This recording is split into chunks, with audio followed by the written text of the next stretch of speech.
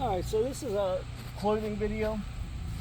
There's, like I said, there's 1,000 ways to skin a cat, and apparently there's 1,001 ways to dress one. But what I carry and why I carry, it's basically what we're doing.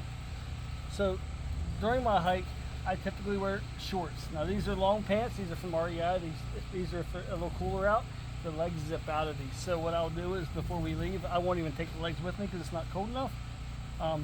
I'll zip the legs out. I'll use these as shorts.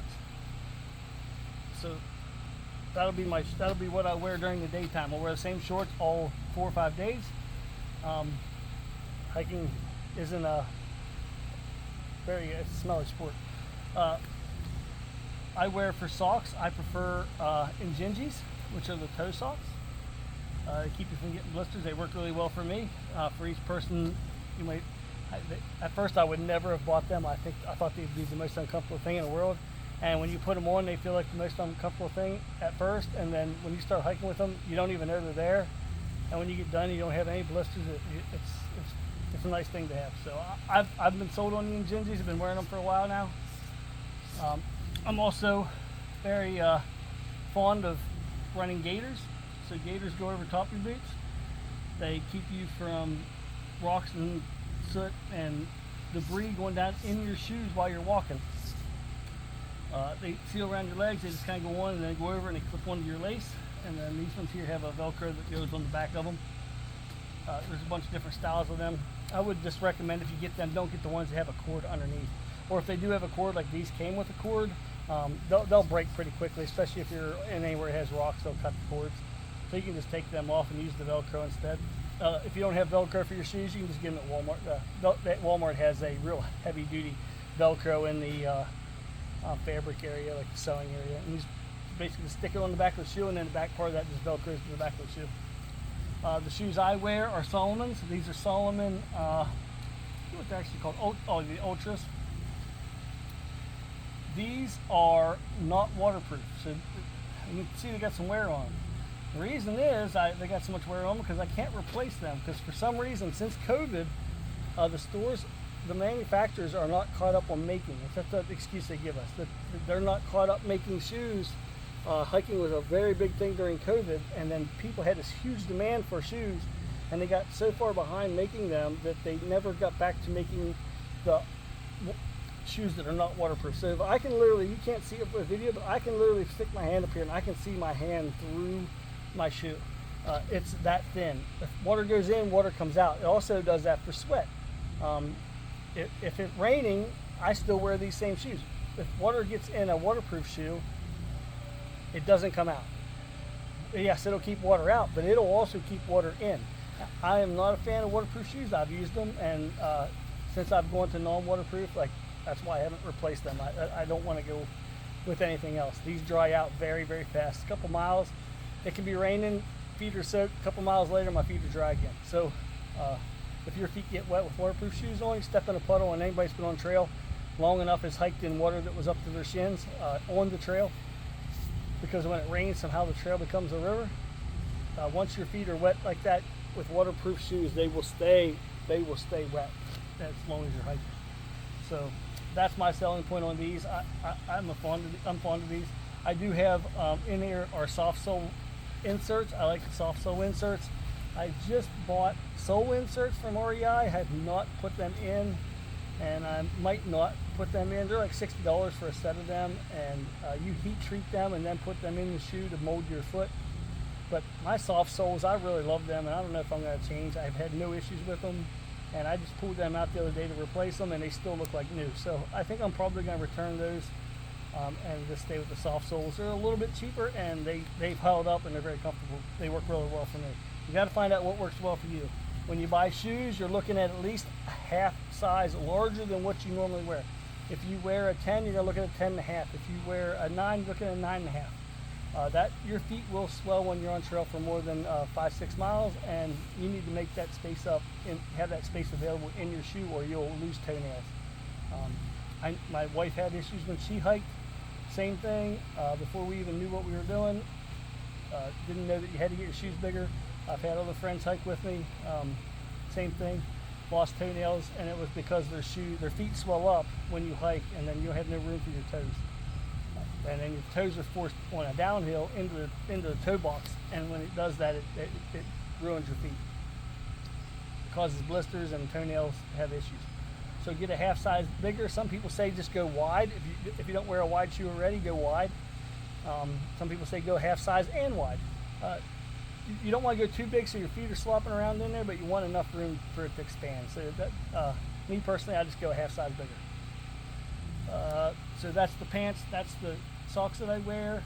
Underwear is very important. You want synthetic. No kind of cotton. Don't even have 5% cotton in it. You do not want cotton in your clothes. You want nylon. This is called Butter Blend. These are from REI. You want nylon and spandex. High grades of spandex or nylon. So these are polyester, which is nylon. 92% polyester, 8% spandex. So, and then the pouch and the crotch is 100%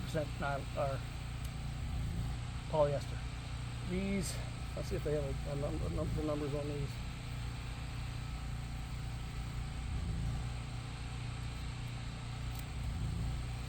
Yeah, the numbers aren't on these, but they were really high in spandex, if I remember right, on the REI website. But there's no cotton in them. That's what you want to look for, no cotton. I typically hike. I typically bring 2 pairs of these. To be honest with you, you go with one, but if you start getting any rubbing, I try to have a couple different kinds just in case something starts to wear out. These are the Reebok ones. They don't have a pouch in them or a fly in them. These have a fly. That's the only reason I like them a little better. I like the ones that come down to your thigh just a little bit more so that they don't ride up. I think that's important also because you don't want them to ride up into your crotch. But I carry 2 pairs of hiking underwear. One I'm wearing, one spare. My shorts, and I'll probably wear a shirt just like I'm wearing right now. I may even be wearing the one I'm wearing right now. I just cut the sleeves out. This time of year, I try to stay cool as much as possible. Something really light. It can be cotton. Polyester is nicer because it breathes a little better. It doesn't hold. It wicks away a little better. If you have a polyester shirt. In the past, I've worn a shirt like this. This is by Columbia. Has the sun protection in it, and it is pretty fast wicking. It's also very comfortable. That's by Columbia. I believe this may be a Columbia also.